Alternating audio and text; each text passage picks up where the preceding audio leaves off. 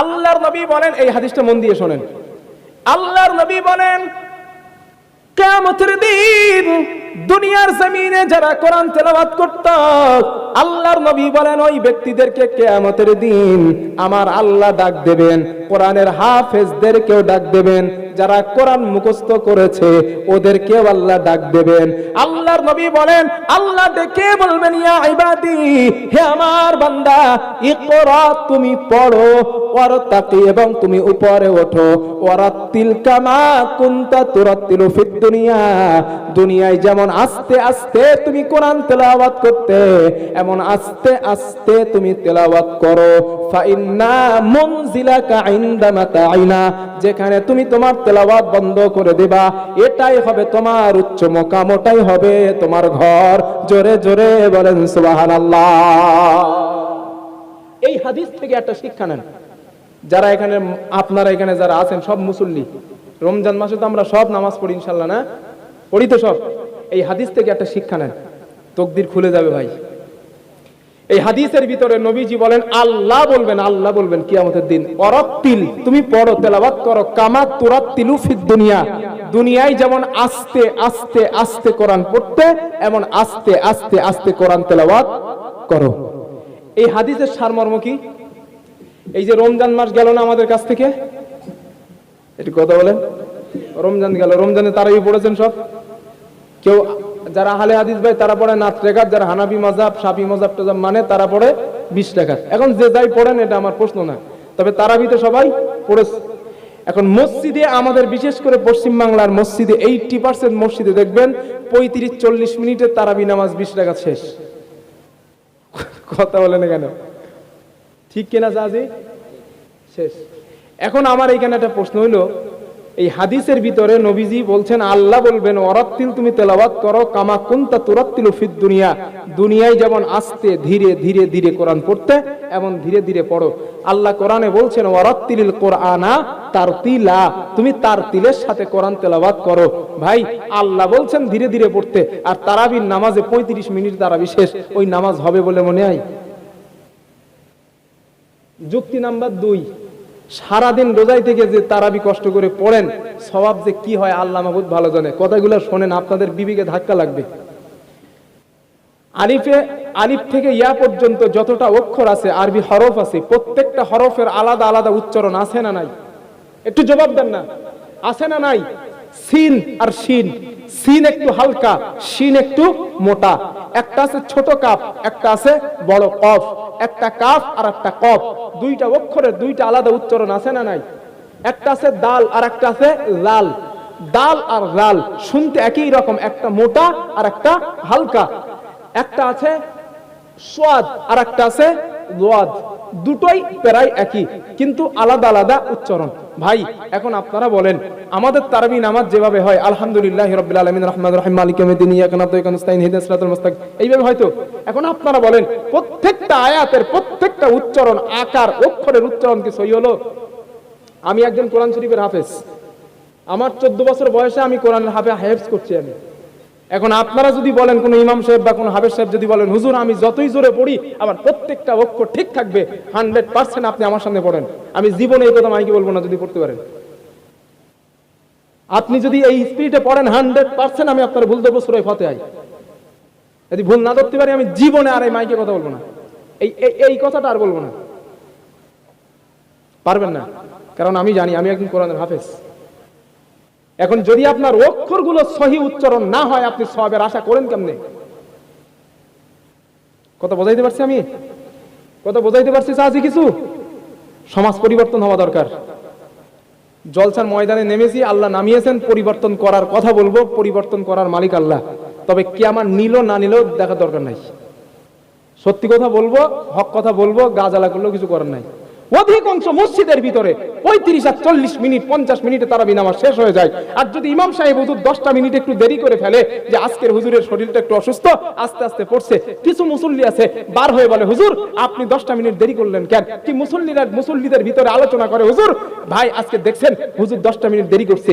ওই ব্যক্তিটারে চায়ের দোকানে দেখবেন বাম হাতে বিড়ি আর ডান হাতে চায়ের গ্লাস, ও বিড়ি খায় চায়ের দোকানে বসে, তখন সময় যায় না, আর নামাজের ভিতরে 10 মিনিট দেরি হলে ওর গাজালা করে। কথা বলে না কেন? আছে না নাই আমাদের সমাজে এগুলা? যেই ব্যক্তিটাই নামাজে দেরি হইলে সমস্যা হয়, তার সঙ্গে কিছুটা মিল আছে শয়তানদের। নামাজে দেরি হইলে আপনার গাজালা হয় কেন? চায়ের দোকানে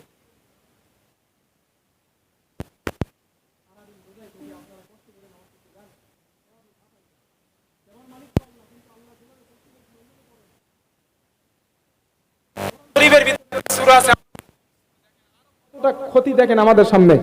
কোরআন শরীফে একটা আছে না, সূরা ইখলাস, একটু হ্যাঁ কিনা বলেন, আছে তো? সকলের মুখস্থ আছে। এখন ওই সূরা ইখলাস, ওখানে আছে বড় কাপ, একটা আছে ছোট কাপ আর একটা আছে বড় কাপ। দেখেন মানে তারতম্য হয় কিভাবে। এখানে আছে কুল হু আল্লাহু আহাদ। কুল যদি বড় কাপ পড়েন অর্থ দেয় বলো আল্লাহ এক, আর যদি পড়েন কুল হু আল্লাহু আহাদ অর্থ দেবে খাও আল্লাহ এক। সবাব ঘোড়ার কচু পাইবেন। ইযা জাআ নাসরুল্লাহ, এখানে কি আছে? সোয়াদ। নাসরুল্লাহ, সোয়াদ একটু মোটা হয়, সিন একটু হালকা হয়। ইযা যখন যা আসা নাসরুল্লাহি ওয়াল ফাত, আল্লাহর পক্ষ থেকে আসবে বিজয় বা সাহায্য। আর যদি আপনি ওখানে পড়েন ইযা জাআ নাসরুল্লাহ, সিন হালকা পড়েন, অর্থ দেবে যখন আসবে আল্লাহর পক্ষ থেকে শকুন। অর্থ কচু পাইবেন, সবাব কচু পাইবেন। জোরে বললে পরিবর্তন করুন। ইমাম সাহেবকে আপনারা রাখছেন, হুজুরকে বলবেন হুজুর আপনার স্বভাব দরকার, আমাদেরও স্বভাব দরকার, আল্লাহর রাস্তায় একটু আস্তে আস্তে পড়েন। রাজি আছেন না? ইনশাআল্লাহ রাজি আছেন তো? আল্লাহ কবুল করেন, বলেন আমিন। এই জন্য আল্লাহর নবী বলেন কিয়ামতের দিন আল্লাহ বলবেন ওয়ারাত্তিল, ও বান্দা তুমি পড়ো কামা তুরাত্তিলু ফিদ দুনিয়া, দুনিয়ায় যেমন আস্তে আস্তে তুমি কোরআন তেলাওয়াত করতে, এমন আস্তে আস্তে তুমি তেলাওয়াত করো। ফা ইন্না মুনজিলাকা ইনদা মাতাইনা, যেখানে তুমি তোমার তেলাওয়াত বন্ধ করবা, যেখানে তুমি থামাবা, ওটাই হবে তোমার শেষ মঞ্জিল, শেষ স্থান। জোরে জোরে বলেন সুবহানাল্লাহ, নারায়ে তাকবীর। কোরআন তেলাওয়াতের ফজিলত নাম্বার 7, আল্লাহর নবী বলেন ও দুনিয়ার মানুষ শোনো, ইন্না লিল্লাহি আহলিনা মিনান নাস, আল্লাহর নবী বলেন দুনিয়ায় মানুষের ভিতরে এমন কিছু মানুষ আছে যারা আল্লাহর পরিবার। কার পরিবার? আল্লাহর পরিবার।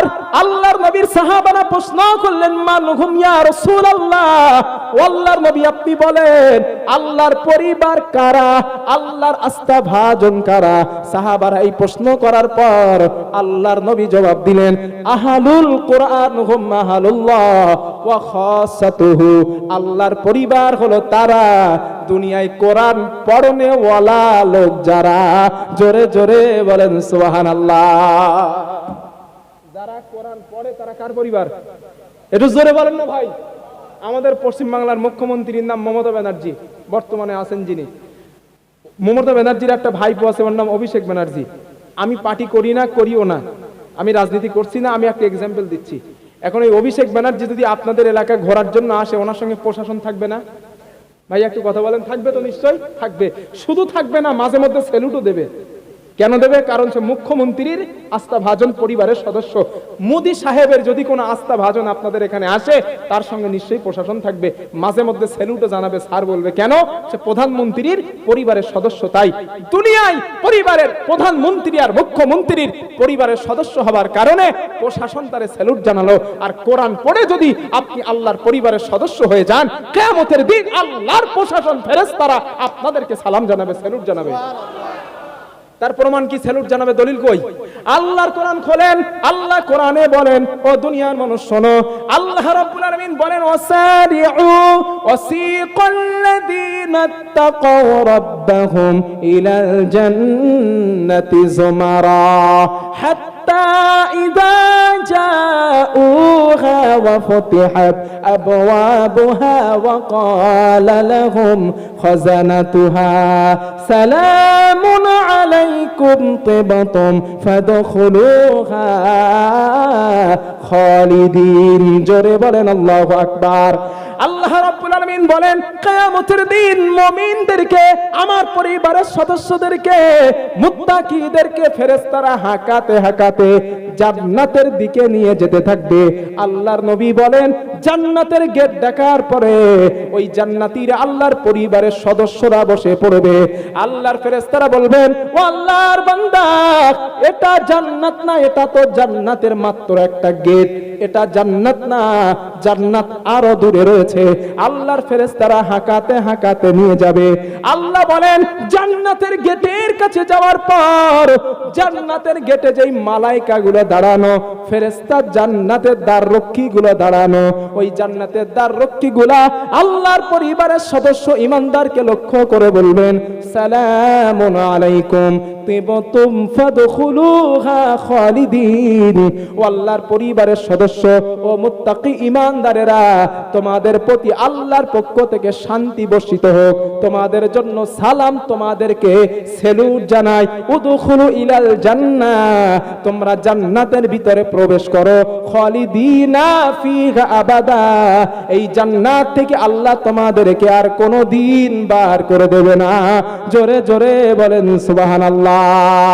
আল্লাহর নবী বলেন, জান্নাতীগুলি জান্নাতের ভিতরে যাওয়ার পর, জান্নাতের বিরাট নাজ নিয়ামত দেখার পর ওই মুমিন আল্লাহর পরিবারের সদস্যগুলো বলবেন, আল্লাহ যদি জানতাম দুনিয়ার জমিনে, যদি বুঝতে পারতাম আল্লাহ তোমার জান্নাতটা এতটা সুন্দর, তোমার জান্নাতের নাজ নিয়ামত এতটা সুন্দর, আল্লাহ এটা যদি আমরা জানতাম, আমরা আপনার জান্নাত পাওয়ার জন্য আরো দুনিয়ায় বেশি বেশি করে ইবাদত করতাম। এই ইরাদা, এই ইচ্ছা, এই চিন্তা চেতনা জান্নাতীদের মনের ভিতরে সূচনা তৈরি হবে। আল্লাহর নবী বলেন, ওই জান্নাতীগুলি জান্নাতের ভিতরে যাওয়ার পর মনে মনে চিন্তা করবে, না জানি আল্লাহ জান্নাত থেকে আমাদের কখনো বার করে দেয় কিনা। আল্লাহ ডাক দিবেন, বান্দাদেরকে লক্ষ্য করে বলবেন, ইয়া ইবাদি লা খাউফুন আলাইকুমুল ইয়াউম ওয়া আনতুম তুহবারুন। আল্লাহ রাব্বুল আলামিন বলেন, আল্লাহ পাক বলবেন, ও জান্নাতীরা, ও আমার বান্দারা, ও আমার পরিবারের সদস্যরা, ও ঈমানদার ঈমানওয়ালা মানুষেরা, আজ এই জান্নাতের ভিতরে তোমাদের কোনো ভয় নাই, আজ এই জান্নাতের ভিতরে তোমাদের কোনো চিন্তা নাই। জোরে জোরে বলেন সুবহানাল্লাহ, নারায়ে তাকবীর। মুখ্যমন্ত্রী আর প্রধানমন্ত্রীর আস্থাভাজন হওয়ার কারণে প্রশাসন স্যালুট দিল, আর আল্লাহর কোরআন পড়লে কিয়ামতের দিন ফেরেশতারা স্যালুট দেবে। ভাই, এখন আপনাদের কাছে জিজ্ঞাসা করি, দুনিয়ার প্রশাসনের স্যালুটের দাম বেশি না আল্লাহর ফেরেশতাদের স্যালুটের দাম বেশি? জোরে বলেন। এখন ফেরেশতার স্যালুট কি নিতে চান আপনারা? নিতে চান আপনারা? আল্লাহর কোরআন পড়েন, আল্লাহর কোরআন পড়েন। যদি নিতে চান আল্লাহর কোরআন পড়েন। কোরআন তেলাওয়াতের ফজিলত নাম্বার 8। আল্লাহর নবী বলেন, রাসূল করিম সাল্লাল্লাহু আলাইহি ওয়াসাল্লামের বর্ণনা, আল্লাহ পাকের নবী বলেন, ও দুনিয়ার মানুষ শোনো, মাসালুল মুমিনিল্লাযী ইয়াকরাউল কোরআন। আল্লাহর নবী বলেন, যে ঈমানদার, যে মুসলমান, যে মুত্তাকি আল্লাহর কোরআন তেলাওয়াত করলো, নিয়মিত কোরআন পাঠ করলো, আল্লাহর নবী বলেন, আল্লাহর কাছে ওই ব্যক্তিটার দৃষ্টান্ত হলো কামাসালিল উতুরুজ্জা, মিষ্টি কমলার মতো মিষ্টি কমলা। আল্লাহর নবী বলেন, রিহুহা তাইয়িবুন, যেই কমলার স্বাদ অনেক সুন্দর, ওয়া তা'মুহা তাইয়িবুন, যেই কমলার স্বাদ অনেক মিষ্টি, যার ঘ্রাণ অনেক সুন্দর। আল্লাহর নবী বলেন, যেই ইমানদার, যেই মুসলমান, যেই মুত্তাকি নিয়মিত কোরআন তেলাওয়াত করলো, আল্লাহর নবী বলেন, আল্লাহর কাছে তার দৃষ্টান্ত হয়ে যায় মিষ্টি কমলা, লেবুর মতো কমলা। সুবহানাল্লাহ কোন। এরপরে আল্লাহর নবী বলেন, ওয়া মাসালুল মুমিনিল্লাযী লা ইয়াকরাউল কোরআন, যে ঈমানদার, যে মুসলমান কোরআন তেলাওয়াত করে না, যে ঈমানদার কোরআন পড়ে না, আল্লাহর নবী বলেন, আল্লাহর কাছে তার দৃষ্টান্ত হলো কামাসালিত তামরা, খেজুরের মতো। খেজুর তো চেনেন আপনারা না? খেজুর রোজার সময় ইফতার করতেন খেজুর দিয়ে। আল্লাহর নবী বলেন, খেজুরের মতো, খেজুরের কোনো ঘ্রাণ নাই কিন্তু খেজুরের স্বাদ আছে। আল্লাহর নবী বলেন, ওই ঈমানদারের ঈমান থাকার কারণে আল্লাহর কাছে ওর ঘ্রাণ আছে, স্বাদ আছে, কিন্তু আল্লাহর কোরআন না পড়ার কারণে ওই ঈমানদারের আল্লাহর কাছে কোনো ঘ্রাণ নাই। আল্লাহ তাআলা আমাদেরকে যেন মিষ্টি কমলা লেবুর মতো ঈমানদার হওয়ার তৌফিক আল্লাহর কাছে দান করেন। বলেন আমিন। আরো জোরে বলেন আমিন, আরো জোরে বলেন আমিন। ফজিলত নাম্বার 8। এখানে যারা সাদা দাড়িওয়ালা চাচাদি আছেন, আপনাদের জন্য একটা সুসংবাদ। সাদা দাড়িওয়ালা যারা আছেন, নবীজি বলেন 3 শ্রেণী ব্যক্তিকে সম্মান করা মানে আল্লাহকে সম্মান করা। কয়জনকে? তাও কথা বলে না। 3 জনকে সম্মান করা মানে আল্লাহকে সম্মান করা। নবীজি বললেন 1 নাম্বার, কোরআনওয়ালাকে সম্মান করা মানে আল্লাহকে সম্মান করা। 2 নাম্বার, ন্যায় পরায়ণ ইমানদার বাদশাকে সম্মান করা মানে আল্লাহকে সম্মান করা। 3 নাম্বার, সাদা দাড়িওয়ালাকে সম্মান করা মানে আল্লাহকে সম্মান করা। যুবক ভাই যারা আছেন এই মাহফিলে বসা, বাসে যাচ্ছেন অথবা ট্রেনে যাচ্ছেন, সাদা দাড়িওয়ালা একজন চাচাজি আপনার পাশে দাঁড়ানো, আপনার উচিত সম্মান করে ওই ব্যক্তিটারে আপনার সিটটা দেওয়া, আপনি দাঁড়িয়ে থাকা। আপনি যুবকটারে সম্মান, ওই সাদা দাড়িওয়ালা লোকটারে সম্মান করলেন মানেই আল্লাহকে সম্মান করা হলো। এটাই হাদিসের বর্ণনা। আপনি রাস্তা দিয়ে যাচ্ছেন, একটা বৃদ্ধা চাচাজি সাদা দাড়িওয়ালা লোক হেঁটে যাচ্ছে, তাকে সম্মান করে গাড়ির পিছনে তুলে আপনি তার বাড়িতে গন্তব্যে পৌঁছে দিলেন। আপনি তাকে সম্মান করলেন মানে আল্লাহকে সম্মান করলেন। কথা বোঝাইতে পারছি? আর বর্তমান কিছু যুবকের টেন্ডেন্সি এমন, ওরা যদি এক জায়গায় বসে কথা বলে, কোনো বৃদ্ধা চাচা যদি বলে খোকা এইটা মনে হয় তোমাদের ভুল হচ্ছে খোকা, ও তখন বলে দূর চাচা আপনি বুড়ো হয়েছেন, আপনি কি বোঝেন। আছে না ভাইয়া? কিন্তু বৃদ্ধ মানুষের বুদ্ধি সাংঘাতিক। যুবক ভাই এগুলো ভুল করবো না তোমরা। বুদ্ধির আসার জন্য একটা বয়স লাগে। তুমি অনেক শিক্ষিত, তুমি অনেক লেখাপড়া করছো, সব ঠিক আছে, কিন্তু বয়সের সঙ্গে যে একটা উপস্থিত বুদ্ধি বাড়ে, ওই বুদ্ধি আমার আর তোমার কিন্তু হয় না। এখন হয়েছে? হয় নাই। বৃদ্ধা চাচাজির যেটা হয়েছে ওদের সেটা হয় না। এই জন্য বলছি বৃদ্ধা মানুষগুলোকে সম্মান করুন, আল্লাহকে সম্মান করা হবে। ওরা যখন কোনো যুক্তি দেয়, কোনো বুদ্ধি দেয়, ওই যুক্তি আর বুদ্ধিগুলো নিয়ে কাজে নিয়ে কাজ দিবে। এগুলো আপনারা, আমরা তো বুঝি না, আমরা মনে করি আমরা যুবক মানুষ, আমরা যেটা বলবো সেটাই। এক বিয়ে বাড়িতে নিষেধ হয়ে গেছে কোন বৃদ্ধা মানুষ যেন না যায়, তাহলে কিন্তু মেয়ে দেবে না। আমি একটুখানি একটা গল্প শোনাচ্ছি আপনাদের। এই গল্পের ভিতরে একটা জ্ঞান আছে। তা সে বাড়িতে নিষিদ্ধ হয়ে গেছে কোন বৃদ্ধা মানুষ, 60 বয়সের উপরে কোনো মানুষ যেন না যায়।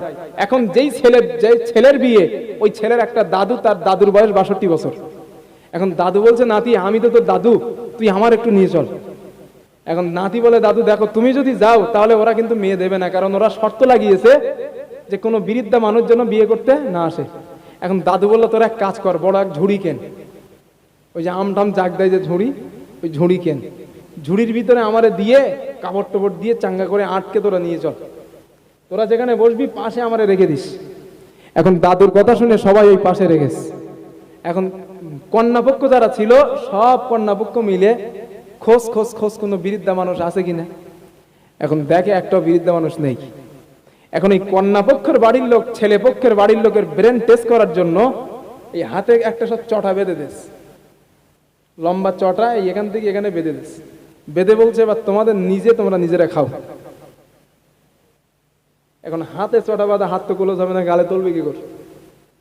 এখন এই বুদ্ধি কারোর মাথায় আসে না। এখন এই ঝুড়ির ভিতরে বসেছিল দাদু, ওই দাদু তখন বলছে নাতি বলিলাম আমার আনতি, বুঝতে পারতিস এখন কেন, তোরা কাজ কর।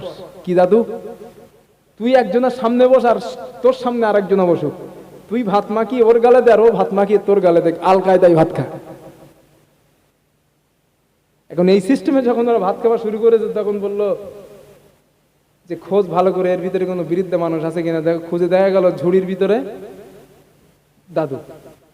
তো যুবক এই গল্পটা শোনানোর উদ্দেশ্য আমার এটাই যে বৃদ্ধ মানুষের যে এক্সপিরিয়েন্স ভিতরে রয়েছে, ওদের যে বুদ্ধি আছে, সময়ে সময় যে এইগুলো সময়ে সময় কাজে লাগে, তোমরা তাদের বুদ্ধিটাকে ফেলে দিবা না, কিছু সময় নিয়ে দেখবা কাজে আসবে। কথা বোঝাইতে পারছি? ওদের বুদ্ধিগুলা সে খেলাধুলা হোক, যে মাঠেই হোক না কেন, তারা যদি কোনো বুদ্ধি দেয় তাদের বুদ্ধিগুলো নিয়েও কাজে আসবে। তো আল্লাহর নবী বললেন সাদা দাড়িওয়ালাকে সম্মান করা মানে আল্লাহকে সম্মান করা। আল্লাহ তাআলা এই 3টে গুণ হাসিল করা তৌফিক আমাদেরকে দান করেন, বলেন আমিন। আর জোরে বলেন আল্লাহুম্মা আমিন। আল্লাহর নবী বলেন কোরআন তেলাওয়াতের ফজিলত নাম্বার 10, আল্লাহর নবী বলেন ও দুনিয়ার মানুষ শোনো, খায়রুকুম মান তাআল্লামাল কুরআন ওয়া আল্লামা, আল্লাহর নবী বলেন ওই ব্যক্তিটা আল্লাহর কাছে সব থেকে শ্রেষ্ঠ। যেই ব্যক্তিটার অনেক টাকা আছে ওই ব্যক্তিটা না, যেই ব্যক্তিটা বিরাট বাড়ির মালিক ওই ব্যক্তিটা না, যেই ব্যক্তিটা কলকাতায় 10টা ফ্ল্যাটের মালিক ওই ব্যক্তিটা আল্লাহর কাছে সব থেকে সম্মানের না। আল্লাহর নবী বলেন তোমাদের মাঝে আল্লাহর কাছে উত্তম ওই ব্যক্তিটা সব থেকে বেশি। আল্লাহর নবী বলেন খায়রুকুম মান তাআল্লামাল কুরআন ওয়া আল্লামা, যেই ব্যক্তিটা নিজে কোরআন তেলাওয়াত করলো অপরকে কোরআন শিক্ষা দিল ওই ব্যক্তিটা আল্লাহর কাছে তোমাদের মধ্যে ভালো। সুবহানাল্লাহ। এই যে 10টা হাদিস আলেমের মর্যাদা শোনাইলাম, এবার আপনারা বলেন একটা টাকাওয়ালার দাম আল্লাহর কাছে বেশি না একজন কোরআনওয়ালার দাম বেশি? একটু প্রশ্ন করি, তাড়াতাড়ি উত্তর দেন। একজন টাকাওয়ালার দাম বেশি না কোরআনওয়ালার দাম আল্লাহর কাছে বেশি? একজন সরকারের দাম আল্লাহর কাছে বেশি না একজন কোরআনওয়ালার দাম আল্লাহর কাছে বেশি? একজন আপনার গ্রামে 100 বিঘে জমির মালিক, 10 কলকাতায় 10টা ফ্ল্যাট আছে, ওর দাম আল্লাহর কাছে বেশি না আপনাদের মসজিদের হাফেজ মাওলানা ইমাম সাহেব হুজুরটার দাম আল্লাহর কাছে বেশি? এবার আপনারা আমার এই কথাটা কাটতে পারবেন না, কারণ আমি এই কথা বলার আগে আপনাদেরকে হাদিস শোনাইছি। আমার কথা যদি কেটে দেন হাদিসটাও কাটা লাগবে। কথা বুঝাইতে পেরেছি? আলেমের কদর, আলেমের মর্যাদা আপনার কাছে না থাকতে পারে, এই হাদিসগুলা থেকে স্পষ্ট। আল্লাহর কাছে আপনার কোটি টাকা থেকেও ওই আলেমের মর্যাদা আল্লাহর কাছে অনেক বেশি। হতে পারে সে গরিব, হতে পারে তার মাসে একদিন মাংস গোস্ত জোটে, হতে পারে প্রত্যেকদিন মাছ হয় না, হতে পারে সে অসহায়ের ভিতরে আছে, কিন্তু তার ভিতরে এলেম থাকার কারণে, তার ভিতরে জ্ঞান থাকার কারণে ওই ব্যক্তিটার সম্মান আল্লাহর কাছে অনেক বেশি। আল্লাহর নবী বলেন, বুখারীর বর্ণনা, আল্লাহর নবী বলেন শোনো, ফাদলুল আলিমি আলাল আবিদি কাফাদুলি আলা আদনাকুম, আখরাজাহুল বুখারী। আল্লাহর নবী বলেন ও দুনিয়ার মানুষ শোনো, অন্ধকার চাঁদের ভিতরে, আকাশের ভিতরে পূর্ণিমার চাঁদের যেমন মর্যাদা, গোটা উম্মতের ভিতরে আমি নবী আমার যেমন মর্যাদা, সাধারণ মানুষের ভিতরে একজন আলেমের তেমন মর্যাদা। জোরে জোরে বলেন সুবহানাল্লাহ। আকাশের পূর্ণিমার অন্ধকার রাতের ভিতরে, তারকার ভিতরে পূর্ণিমার চাঁদের যেমন মর্যাদা, সমাজের ভিতরে একজন আলেমের আল্লাহর কাছে তেমন মর্যাদা। আল্লাহর নবী বলছেন হতে পারে সেই আলেমটা গরিব, হতে পারে ওই আলেমটা অসহায়। আল্লাহর নবীর হাদিস, এই হাদিসটা ফাজাইলে আমলও আছে। এই হাদিসটা যেটা বলছি আমি, আল্লাহর নবী বলেন, রাসূল করিম সাল্লাল্লাহু আলাইহি ওয়াসাল্লামের বর্ণনা, আল্লাহ পাকের নবী বলেন ইন্নাল উলামা কামাসালিন নুজুম। আল্লাহ পাকের নবী বলেন সমাজের হাক্কানি আলেমরা হলো আকাশের তারকা সদৃশ। আল্লাহর নবী বলেন আকাশের তারকা সমাতুল উলামায়ে কেরাম। নবীজি এখান থেকে একটা দৃষ্টান্ত আপনি কোরআনে পেয়ে যাবেন। আল্লাহ তাআলা 20 নম্বর পারার 1ম নম্বর সাফাতে বলেন, আম্মাইয়াহদিকুম ফিয-যুলুমাতিল বাররি ওয়াল বাহার। আল্লাহ পাক বলেন ও দুনিয়ার মানুষ শোনো, আল্লাহ পাক বলছেন শোনো, গভীর সমুদ্রে নাবিকেরা আমি আল্লাহ রাতের বেলা তোমাদের জন্য, নাবিকদের জন্য সমুদ্রের ভিতরে রাস্তা বানালাম, মরুভূমির ভিতরে আমি আল্লাহ রাস্তা তৈরি করে দিলাম, এবং রাতের বেলা আমি আল্লাহ তোমাদের জন্য রাস্তা দান করলাম। সমুদ্রের ভিতরে নাবিকদের জন্য আমি তোমার আল্লাহ রাস্তার নিশানাটা বলে দিলাম। নাবিকেরা সমুদ্রের ভিতরে যখন জাহাজ নিয়ে চলাচল করে, দিনের বেলা আকাশের সূর্য দেখে দেখে পথ নির্ণয় করে নেন, কিন্তু রাতের বেলা তো কোনো সূর্য থাকে না। রাতের বেলা নাবিকেরা রাস্তা হারিয়ে ফেলবে, নাবিকদের রাস্তাটা ভুল হয়ে যাবে, গন্তব্য ভুল হয়ে যাবে। আল্লাহ বলেন এই জন্য আমি তোমার আল্লাহ ওয়া আলামাতি ওয়া বিন নাজমি হুম ইয়াহতাদুন। রাতের বেলা আকাশের তারকাগুলো খচিত করে দিলাম, নাবিকেরা তারকা দেখে দেখে রাস্তা নির্ণয় করে নেন, রাস্তা হারিয়ে যায় না। জোরে জোরে বলেন সুবহানাল্লাহ। ওই নাবিকেরা রাতের বেলা মেঘ হবার কারণে, মেঘ জমার কারণে, বর্তমান আমাদের হাতে কম্পাস, আমাদের হাতে মোবাইল, আমাদের হাতে ম্যাপ, কিন্তু এখান থেকে 100 বছর আগে যখন ম্যাপ ছিল না, কম্পাস কিছুই ছিল না, তখন নাবিকেরা ওই তারকা দেখে দেখে রাস্তা নির্ণয় করতেন।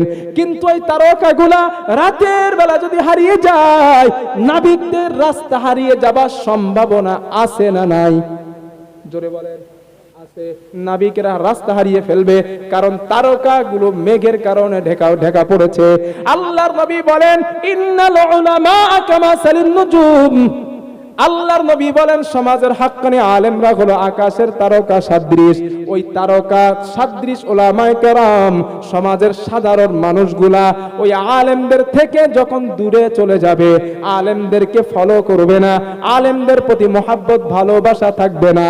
আল্লাহর নবী বলেন শোনো, রাতের বেলা নাবিকেরা তারকা হারিয়ে ফেললে যেমন রাস্তাটা হারিয়ে ফেলে, সাধারণ মানুষ আলেমদের থেকে দূরে আসলে সাধারণ মানুষ তাদের রাস্তা হারিয়ে ফেলবে, এতে কোনো সন্দেহ নাই। কথা বুঝাইতে পেরেছি? 4 নম্বর নবী বলেন, আরেকটা হাদিস শুনেন।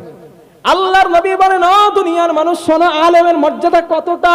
আল্লাহর নবী বলেন কোন আলিমান, উম্মত পারলে তুমি আলেম হয়ে যাও, যদি তোমার আলেম হবা কিসমতে না থাকে, আও মুতাআল্লিমান, আলেমের ছাত্র হয়ে যাও, তাও যদি না হতে পারো, বয়স হওয়ার কারণে বয়স হয়ে গিয়েছে, উলামায়ে কেরামদের ছাত্র হতে পারো নাই, আল্লাহর নবী বলেন আও মুহিব্বান, তুমি আলেমদেরকে ভালোবাসো, তাও যদি না পারো, আও মুঈনান, আলেমের সঙ্গী হও, আলেমের বন্ধু হও, আলেমের উপকারকারী হও।